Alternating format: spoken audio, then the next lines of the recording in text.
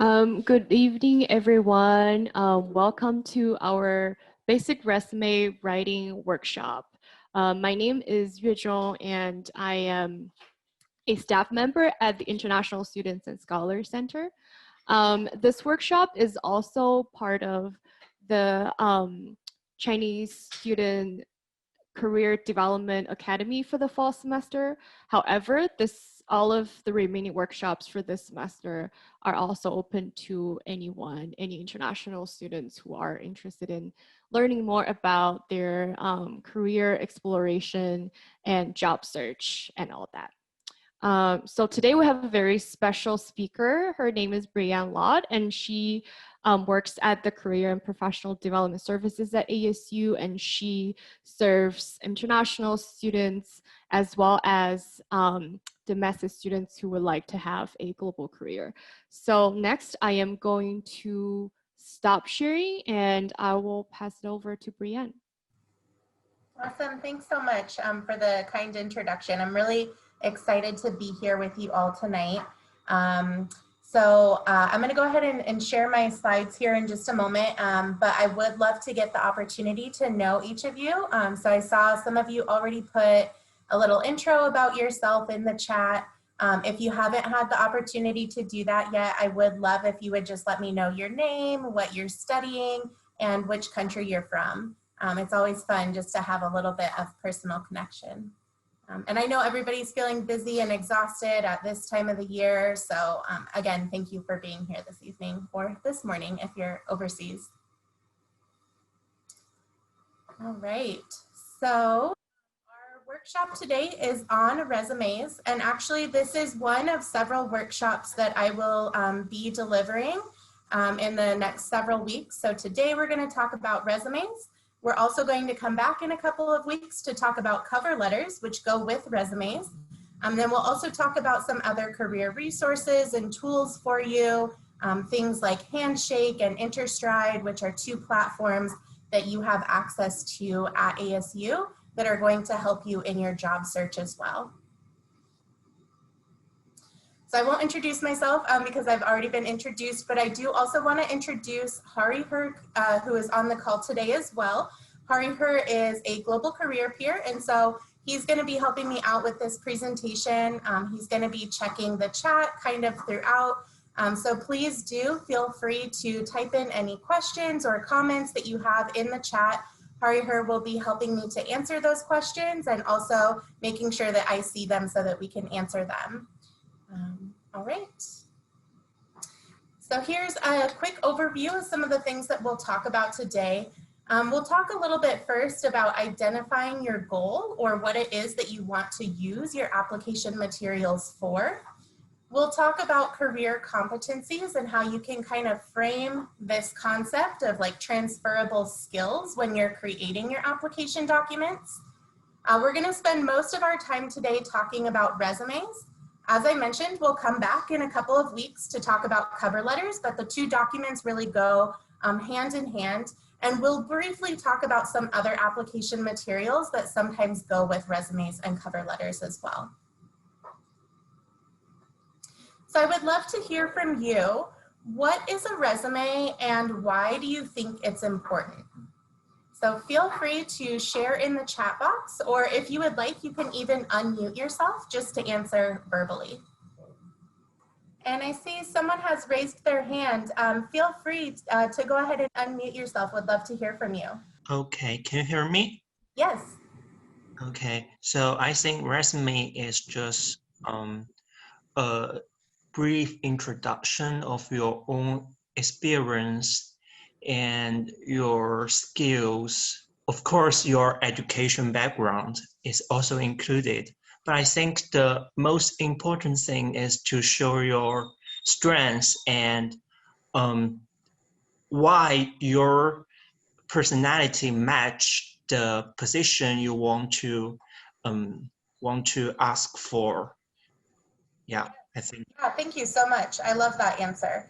So you're correct. A resume is, your chance to show the employer why they should hire you for a job. And it does include several different sections like education, like professional experience. I see some other answers here in the chat box too, that resume is kind of like a self-introduction, right? You're showing your strengths, you're putting your best foot forward, making that good first impression.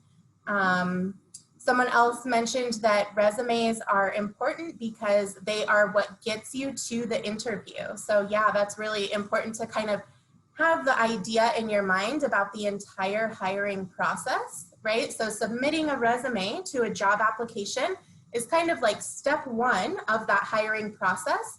If your resume is very impressive and you have the qualifications that the employer is looking for, then that document is what's going to get you invited to the interview. And ultimately, because we need jobs, right? That's why we're applying and interviewing. Great. And I'm just gonna stop sharing my screen for a moment and try again. It looks like maybe something funky is going on with my screen.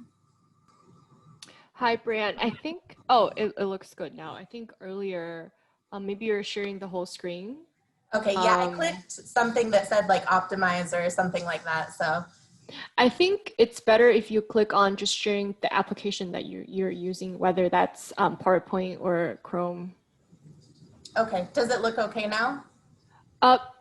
It looks, yeah, it looks fine, but I can see the whole screen, just so you know. Okay. Yeah. Okay. So let me, is this better? I'm still seeing some kind of black boxes. I think when you are choosing which screen to share, instead of choosing like just the screen on its own, I think it's better if you just select that application. Yeah, I did that this time. Okay. But I can see the word right now, so it's fine. Okay. Yeah. All right, I'm gonna go ahead and continue, but let me know if there's any point where it's not showing up okay on your end. Sounds good. So thanks everyone for your answers. I think you all had really good points. Here's kind of a definition of resume that I have. So resume is a written compilation of your education, work experience, credentials, and accomplishments. And again, most professional positions do require applicants to submit a resume and a cover letter as part of the application process. Actually, I'm gonna do this one more time because I have to share my, my sound here. All right, so here's a quick video about resumes. Safe and healthy this year. Vote at home, vote early or on election day. And remember, wear a mask. And I think if someone can mute, if everyone can mute themselves, please. Thank you. A resume serves as the initial impression an employer has of you. It showcases your education, your experiences, your qualifications, and skills.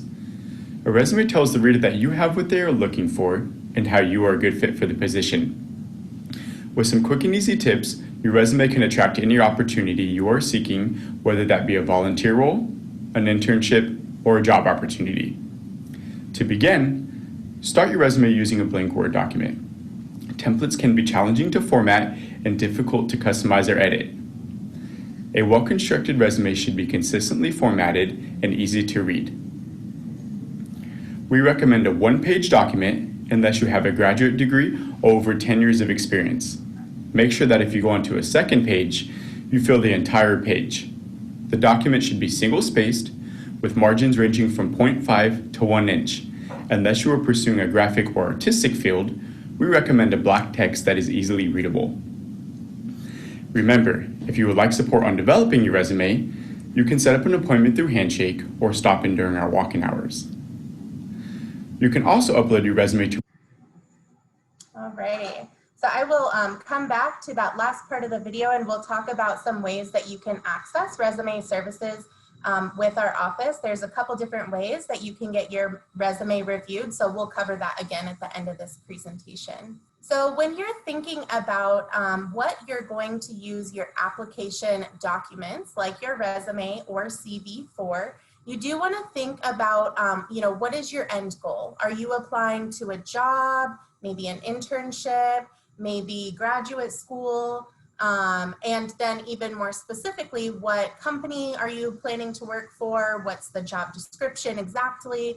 The more specific that you can get in your application documents, ultimately the more successful you're going to be. And it really is going to shape how you put the document together. It's going to shape the type of language that you use within the document. And so it's really good to be very clear in the beginning about this, and then to kind of remind yourself as you go as well. And I do want to put a little disclaimer here for international students. When you're thinking about your ultimate goal, you also want to think about where you're going to work and tailoring your application documents for that country and culture.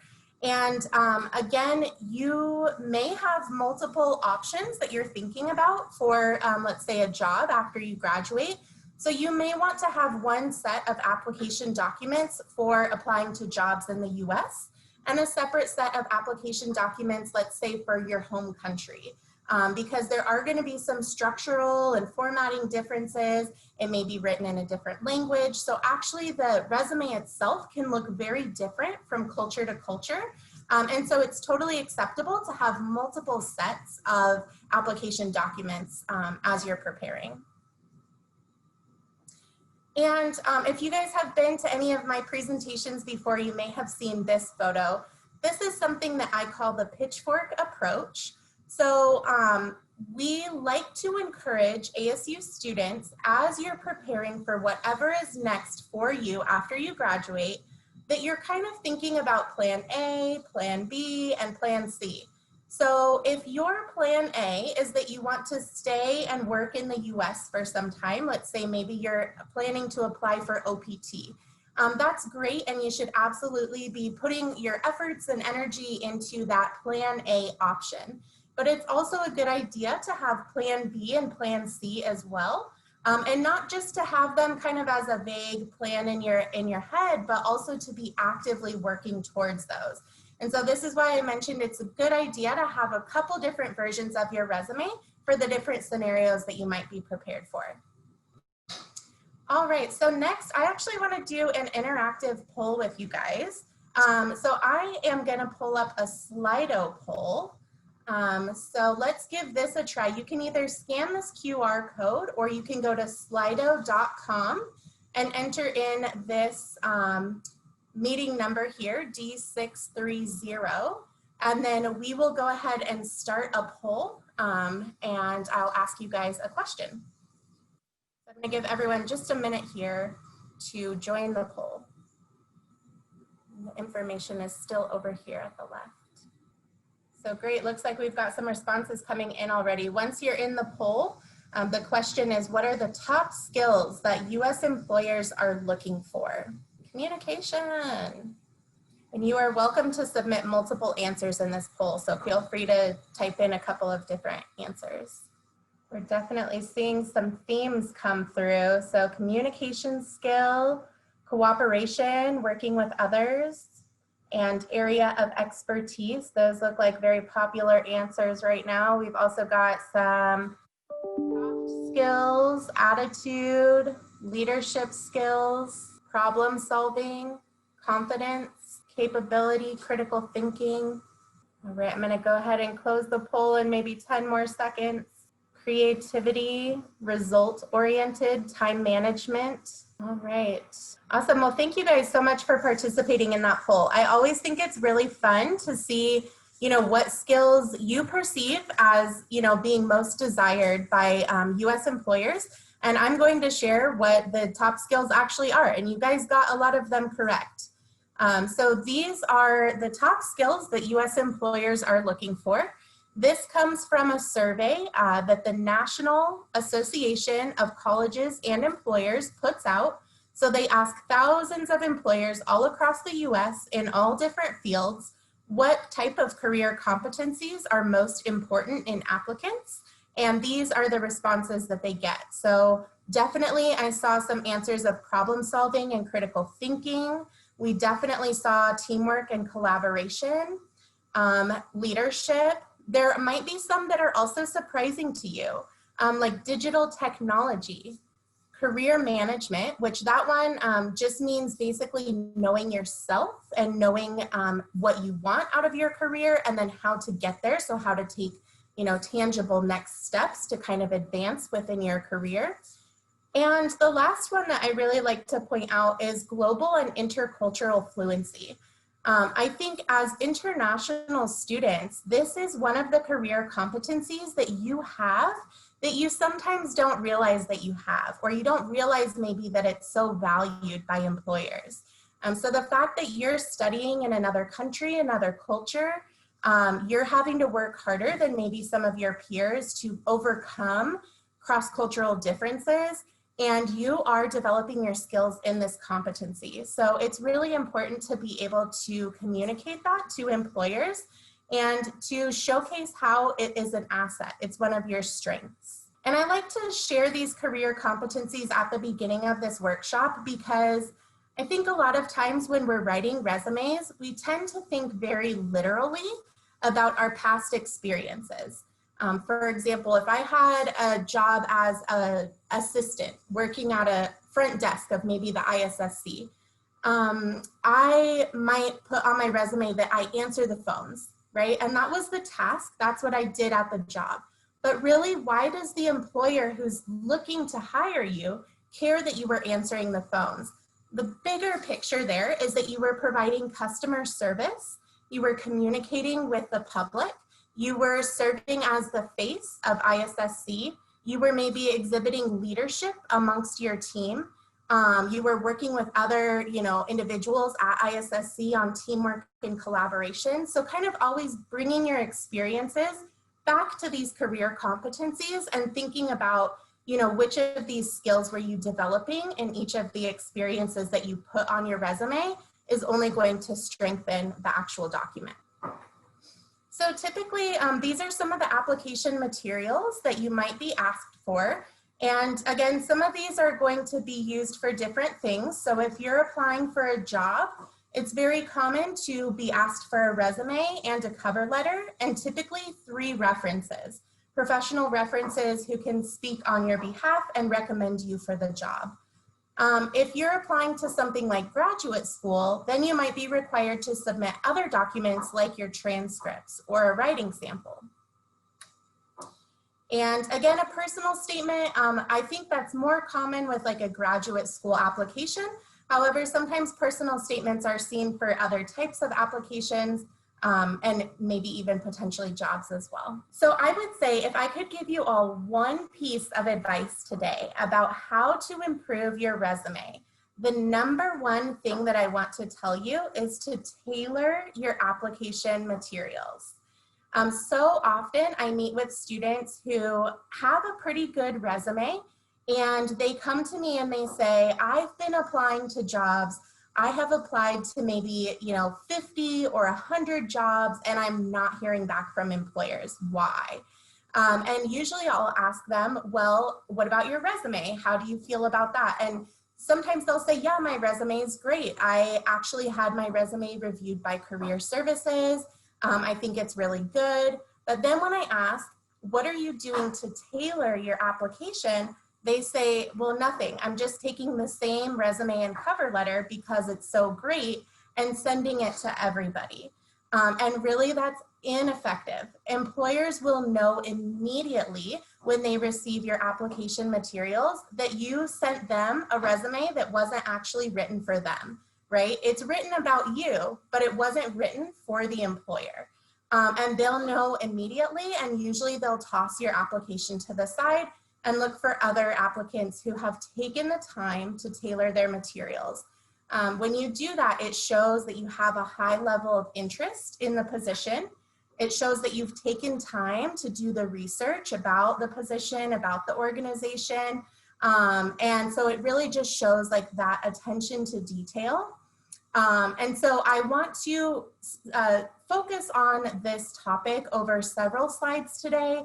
But I just want to like drive it home that that's really the #1 thing that I can recommend is to tailor your application materials.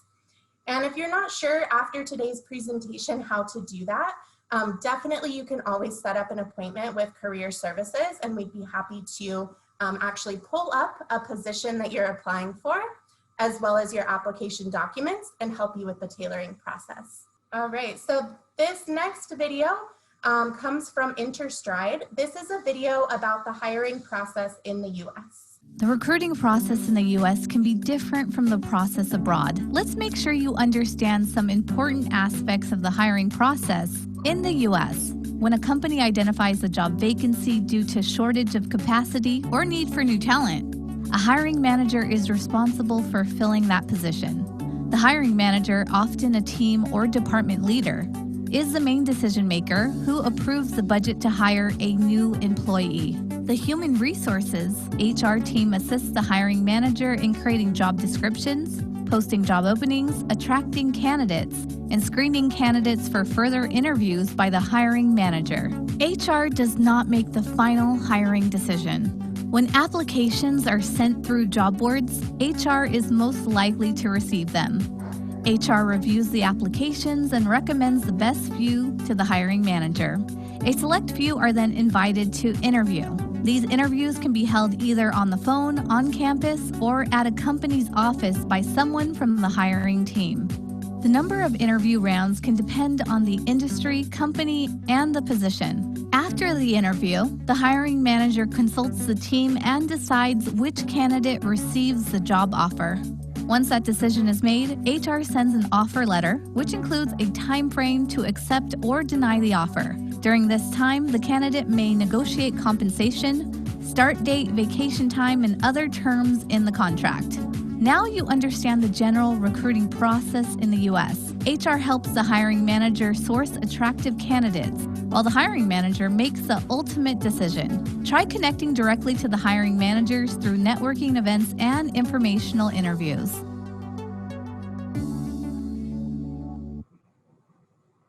All right, so I want to stop here for a second. I know we've gone through several slides, kind of framing the bigger picture of what are resumes, why are they important, thinking about things like career competencies, starting with your goal in mind, and tailoring your application materials. So I want to take a moment to see what questions you have so far. So feel free to type in the chat or also unmute yourself. Any questions? All right, I see one question here. If I had experience working with children, but the job requires me to serve older adults, should I still add that to my resume?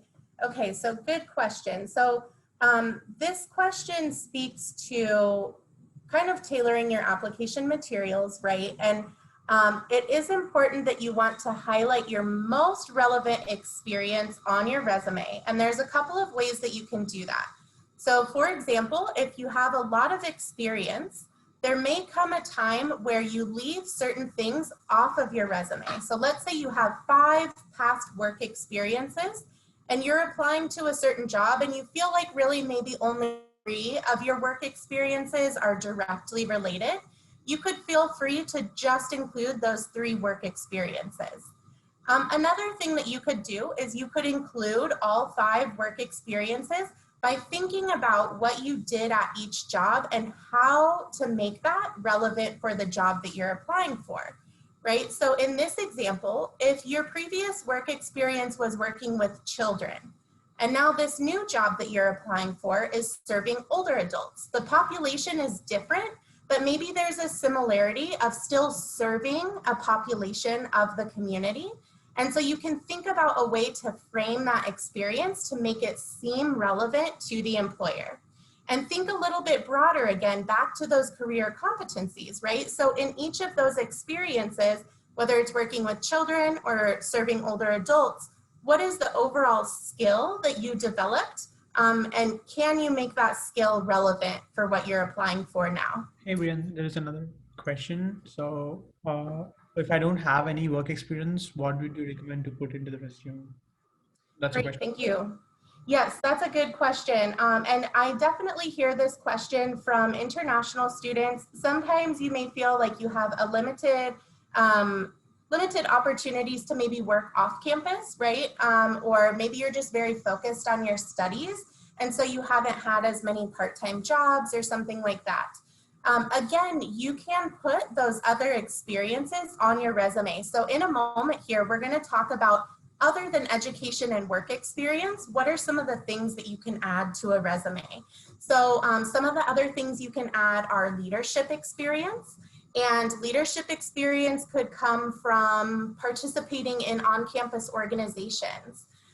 It could come from volunteering in the community. So there's lots of other life experiences that you may have that you can think about how to strategically include that in your resume. And we'll look at some examples of that in a little bit here. So I hope that you'll get a good sense of how to include those in your resume. Will companies value research publication, or do they value skills more, like programming languages? So this is one of those things where the research and the tailoring piece is really important, because it's hard to say, like, at large whether companies value research publication. There are definitely some companies, particularly if they're in science related fields, where they will value research. But then there's also other companies that maybe don't value that as much as other skills, like programming or hard skills.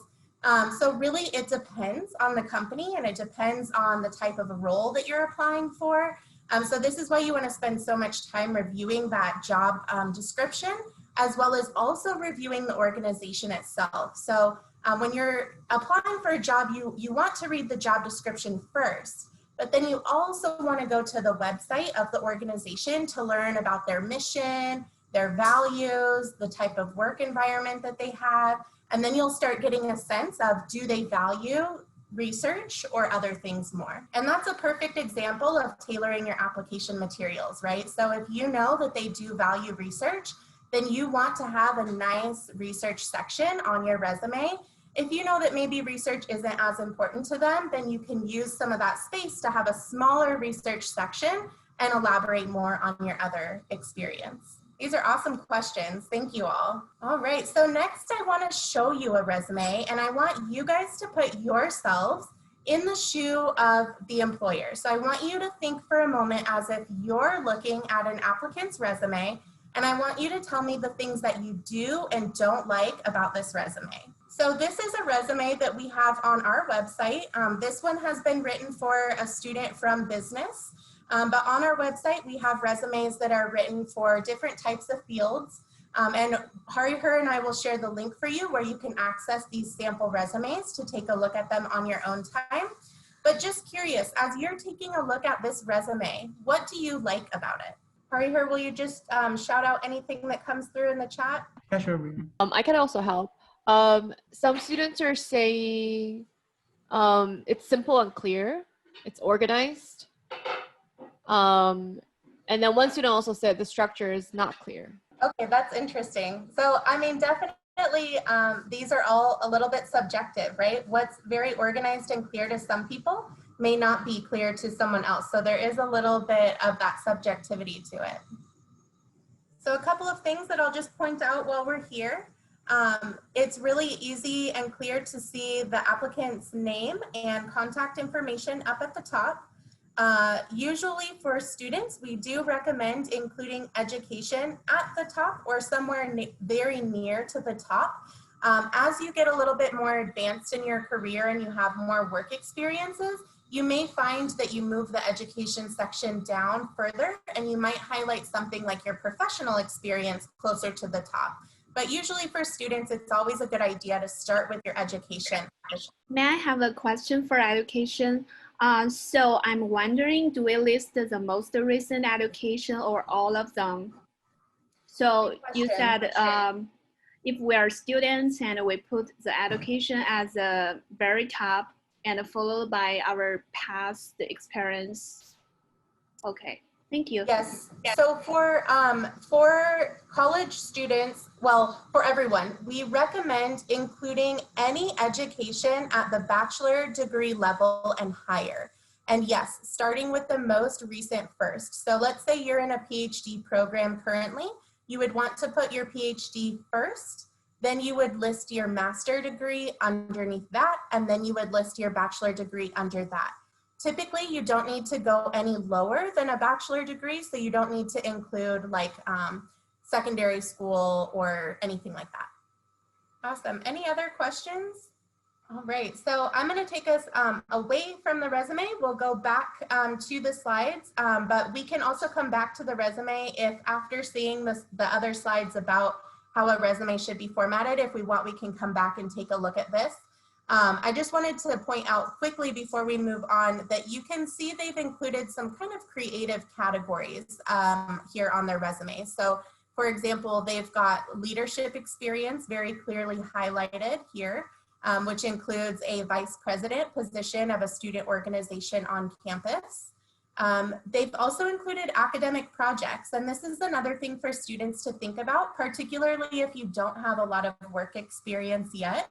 This is another way that you can kind of show skills and experience that you do have by thinking about group projects that you've done for classes or other extracurricular group projects as well. And then I think in this case, you know, they chose to list their work experience last. I would say that's not usually typical to put your work experience at the bottom, but perhaps it's because the position that they're applying for, these roles maybe aren't very relevant.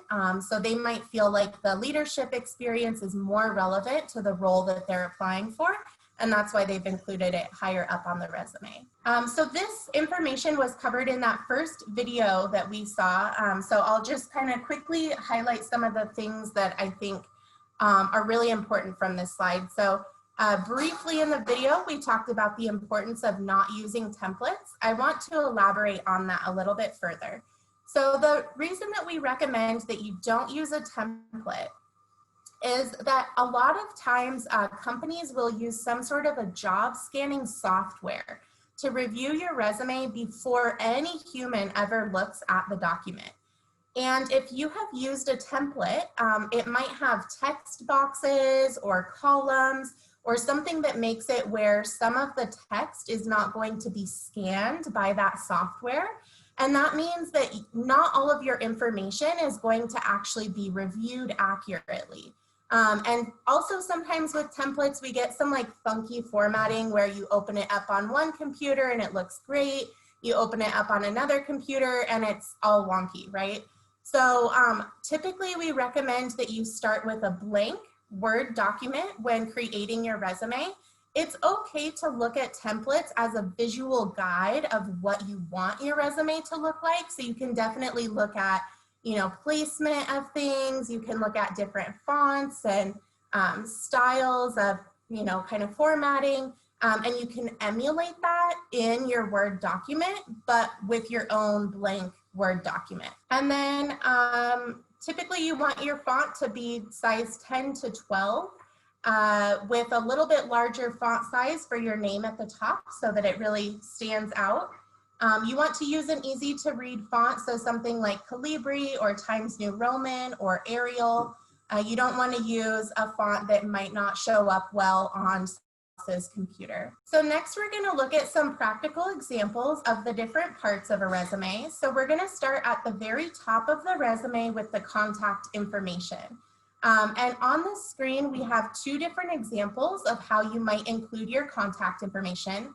One thing that I do want to say is that a lot of these kind of guidelines that I'm giving you for a resume, they are just guidelines. So they're not the only correct way to do things.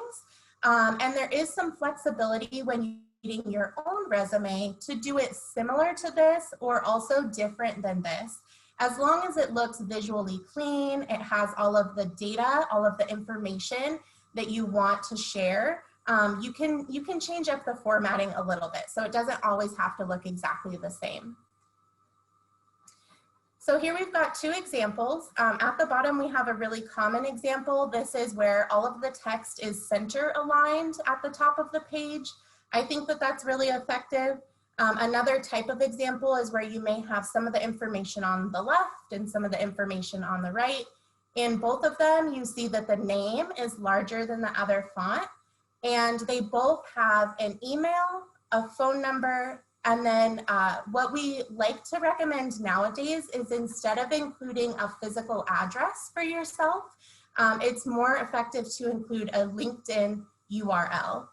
So previously, traditionally, a lot of people would include a physical address of where they live, but nowadays we think it's better to include a LinkedIn URL. All right, so this is the education section. I'll give you just a minute here to read this. So you'll notice that Bachelor of Science is spelled out completely. So instead of just saying BS, we're actually saying the entire name of the degree. We list the information for the college or school, as well as the university, the location, and the expected graduation date. One thing that I see some students do is write like expected May 2022 or something like that for the graduation date, or they'll put a start date and an end date. Really, that's not necessary. What employers want to see is when you plan to graduate. So just the one expected graduation date, and you don't have to write expected. You can just say May 2022. If you do have a good GPA, you can definitely highlight that in the education section. So you see here, they've included it underneath the date. You can include it there. You can also include it as a bullet point underneath the actual education experience. So right here where it says Dean's List, we could also have GPA listed there as well. All right, so next we're gonna talk about relevant work experience. And I feel like for a lot of people, this is kind of the meat of the resume. So we're gonna do a quick little video about that. The experience section of your resume is where you truly highlight your transferable skills. Closely look over the opportunity you are applying for, think about your audience, research the organization, and use their language to show that you are the right fit for the position. When formatting, remember that your experiences should always be in reverse chronological order, with your most recent experience being first. If needed, you can divide your experiences into relevant experiences and other experience. Your role in the organization should always be listed first and in bold, followed by the organization's name, and then the city and the state of where the opportunity took place. All dates should be aligned on the right, and the formatting should be consistent. Beginning on the next line, you want to have 3 to 5 bulleted accomplishment statements. Accomplishment statements communicate to the reader that you have achieved results and that you have developed transferable skills and career competencies necessary to be prepared for that opportunity. Explain the impact you had while in that role and include numbers as much as possible for the employer to better understand the scope of your work. Accomplishment statement starts with an action verb, followed by the specific project, and then the positive result or outcome. This is a great way to show off your transferable skills and to demonstrate the knowledge that you have gained through your experience. Remember that relevance is key. You can customize your accomplishment statements to better fit the role that you are applying for. Never forget who your audience is and the message you want to get across to them. Remember, if you would like support on developing your resume, you can set up an appointment through Handshake or stop in. All right, so here's an example of what that experience section might look like. So like Nick said in the video, we do want the title of your position to come first, and it should be bolded. So we want to first know about what was your position and then what was the organization next. You always want to include a date range. So this is a little different than education. For education, we just wanted the expected graduation date. For any previous experiences, we want to have a range with both a start date and a stop date that typically includes the month and the year. And then for these bullet points underneath, like Nick said in the video, 3 to 5 is typically ideal. If you have any one position that you feel like is super relevant for the current position that you're applying for, you may choose to include more than 5 bullet points, but you want to be concise in your description of your accomplishment statement. So you don't want to list, 10 bullet points underneath something. You really want to think critically about the skills that you most want to highlight. Hey Brian, so there's a question in the chat saying which font style would you recommend to use as a visually clear? Like which one do you recommend for a resume? Can you say that again a little bit louder? Sorry, my air conditioning just kicked on. Which font style do you recommend for resumes? Is it something like Times New Roman, Calvary and stuff, but then which one do you recommend for a resume? Yeah, so I would say either of those top 2 is a really good option. Times New Roman or Calibri. Both of those are very clear and easy to read. I think what's on the screen now is Arial, and that's also another good font. So really the key to writing good bullet points underneath all of your experiences is to use this formula that's up on the screen. So we call this accomplishment statements. So each bullet point should start with a nice, strong action verb that says what you did. Then you should tell a little bit about the project that provides some sort of context for the reader. And you always want to include a result or outcome. So this can kind of paint a better picture for the reader about like ultimately what came out of the action that you took and why did that matter to that organization or company that had hired you before. And then again, if you can incorporate those transferable skills, the reason that the reader really cares about what you did for the previous company or organization is because they're thinking, will this person be able to do that same thing for my company or my organization? And we have a really great handout on writing accomplishment statements to kind of help you practice this. It is something that takes practice. And I would say this is another area where there's always room for improvement in your resume. So even someone who has a lot of experience writing resumes can always be working to make their accomplishment statements more effective. So if Hariher can share the link for the accomplishment statement handout in the chat, that would be great. So then we've got education, we've got our work experience. What are some of the other sections that you might want to include on your resume? So that could be relevant courses, particularly for students if you don't have a lot of other experience, or if your degree is very related to what you're applying for. You may want to highlight a couple of courses at the top of your resume. Sometimes you can include that just right underneath education, or you may include it actually as its own section as well. And again, you're not listing all of your courses. You're just picking out a couple of highly relevant courses that you want to highlight. You can include community involvement. We talked about that one earlier. So like volunteer experience. You can include professional and student organizations that you're a part of. Internships, that's definitely like a highly recommend section to include on your resume if you have any internships.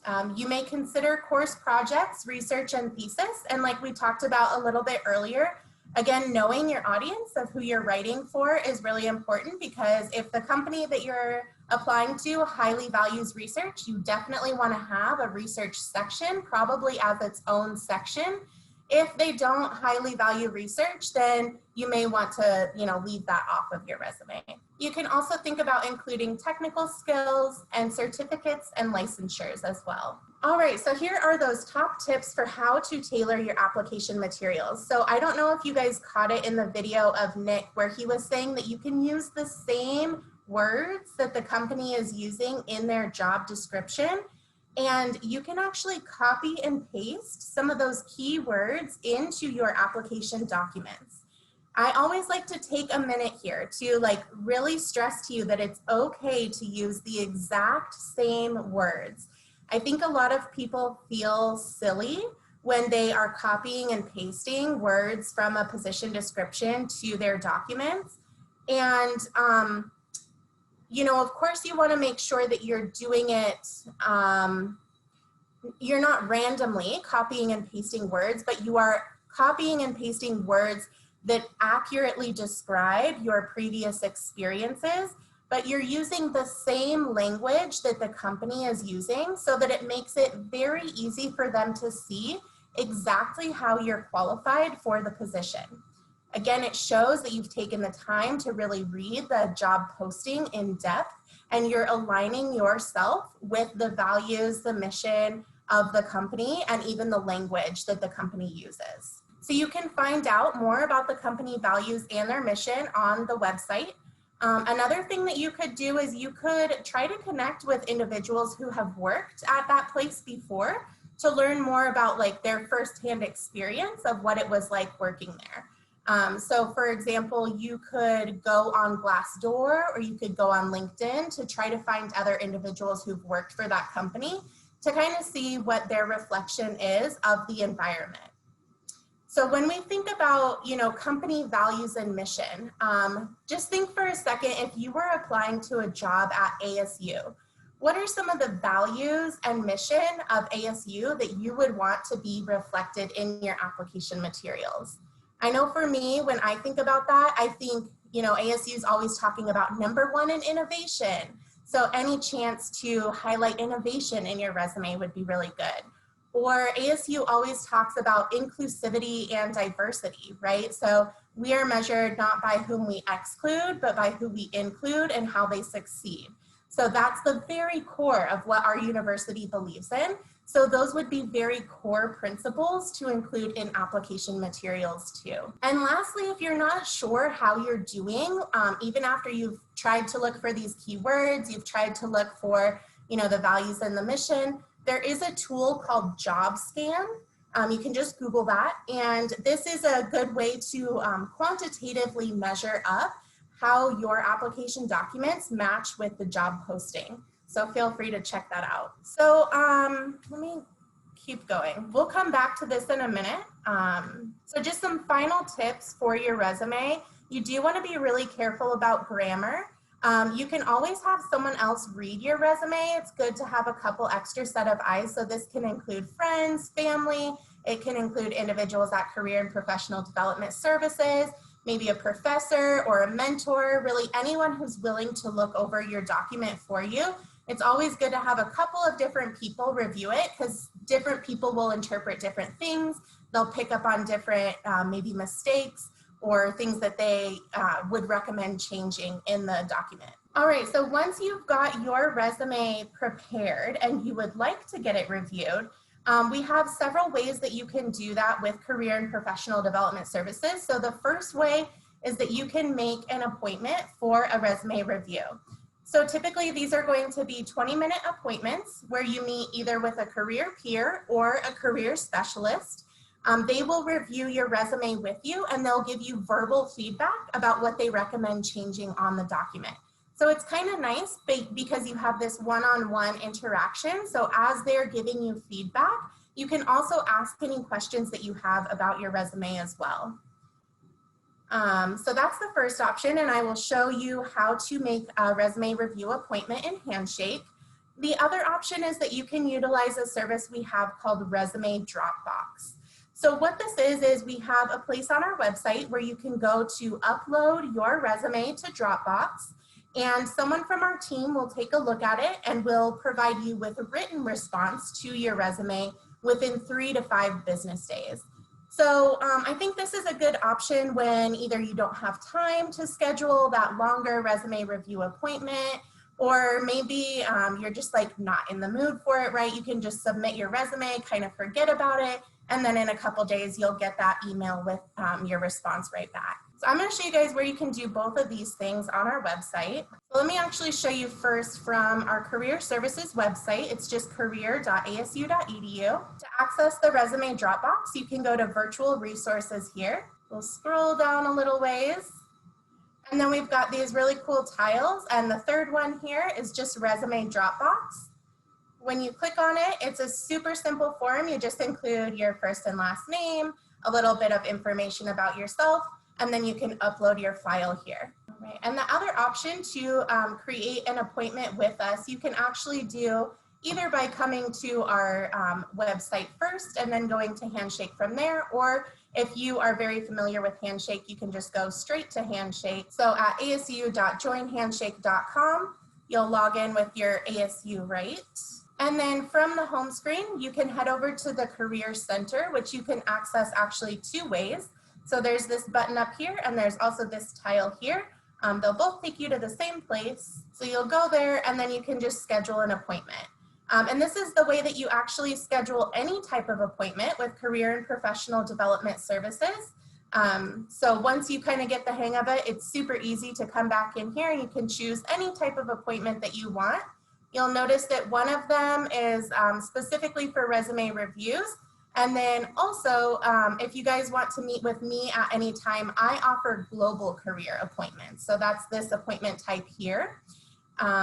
And this appointment type could actually be good depending on your Pitchfork approach and where it is that you want to work or what your career goals are.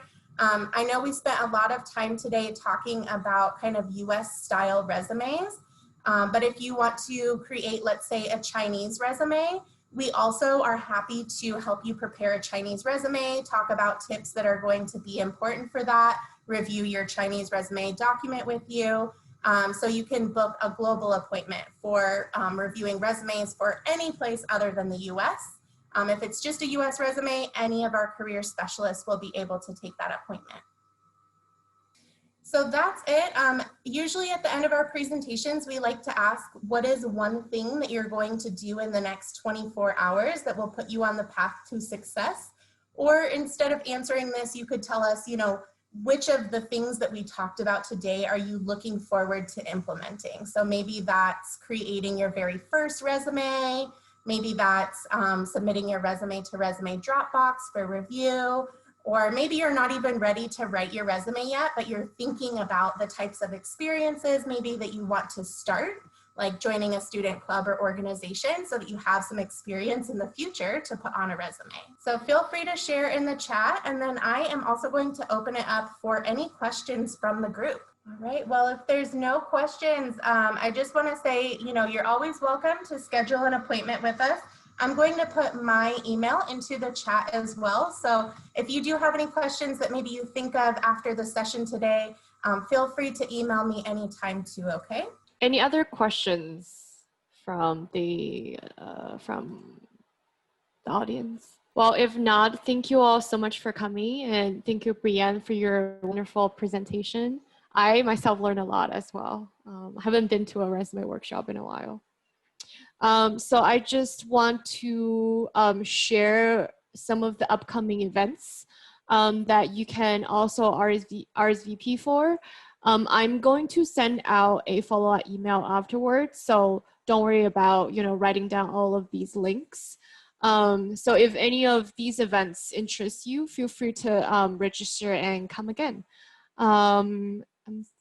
I think this is the end of the slide. And also this event is being recorded today. So if you feel like you want to go back and rewatch some of the key points that we covered, feel free to do so as well. So all of that will be sent to you via a follow-up email later tomorrow. All right, it is 7 o'clock. So thank you everyone for coming, and I hope you enjoy the rest of your evening or the rest of your day. Thanks everyone.